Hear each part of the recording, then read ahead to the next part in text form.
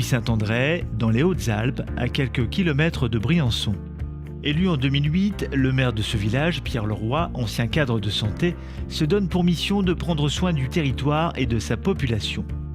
Et pour cela, il veut tout d'abord rendre le village autonome sur le plan énergétique. L'équipe municipale met donc en place des solutions pour réduire la facture d'énergie en s'attaquant à l'éclairage public et au chauffage des bâtiments. Parallèlement, elle crée une société d'économie mixte baptisée SEV avec comme objectif de produire de l'énergie renouvelable. On a commencé tout petit, 100 000 € de capital social, et puis ça a grossi au fur et à mesure du temps. Et aujourd'hui, on a 15 centrales photovoltaïques sur des bâtiments publics qui produisent de l'énergie, plus d'énergie que ce que consomme la totalité des habitants de la commune. Petit à petit, la SEM démontre par l'exemple à ses voisins que la transition écologique est non seulement possible, mais rentable.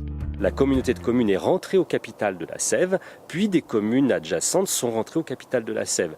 Et aujourd'hui, cette société se développe, mais avec les voisins. 53 familles sont également actionnaires de la SEM, conformément aux souhaits de l'équipe municipale. En effet, depuis l'origine, elle a pour objectif de faire cohabiter les intérêts individuels et collectifs. J'ai longtemps, pendant des décennies, été contre beaucoup de choses. Et dès que l'occasion s'est présentée d'être un militant pour, et localement surtout, j'ai pas hésité. Et donc je suis rentré à l'ouverture de Capital.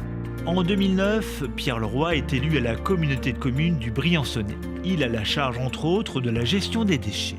Très vite, il découvre une situation critique sur le plan environnemental et financier.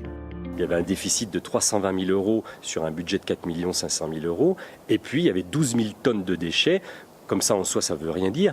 Mais vu la proportion d'habitants, c'était considérable. Nous nous sommes séparés de notre prestataire privé. Et donc, on est retourné en régie.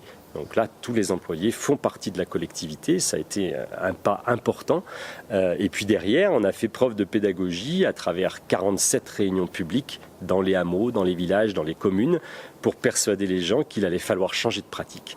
Nous avons mis aussi en place la redevance spéciale, qui est une loi qui date d'il y a plus de 20 ans, et donc pour que les entreprises payent le juste prix de leur production de déchets. Résultat de l'action, la production de déchets est passée de 12 000 à 8 000 tonnes et le budget enregistre désormais un solde positif de 100 000 €. Pierre Leroy et son équipe sont décidément sur tous les fronts. En effet, ils mènent une autre bataille qui vise cette fois-ci à diminuer la consommation d'eau potable grâce, entre autres, aux canaux d'arrosage. On a été vigilant avec les habitants à ce que la fameuse corvée du canal continue à se faire. L'année dernière, il y avait 75 personnes avec pelle, pioche qui entretiennent les canaux d'arrosage, lesquels canaux donc arrosent les parcelles cultivables, comme les parcelles familiales. Le projet depuis Saint-André est une réussite grâce à la volonté de l'équipe municipale et au dialogue qu'elle a su instaurer entre élus, entreprises et citoyens. Une politique qui permet aujourd'hui d'obtenir des résultats probants pour l'environnement.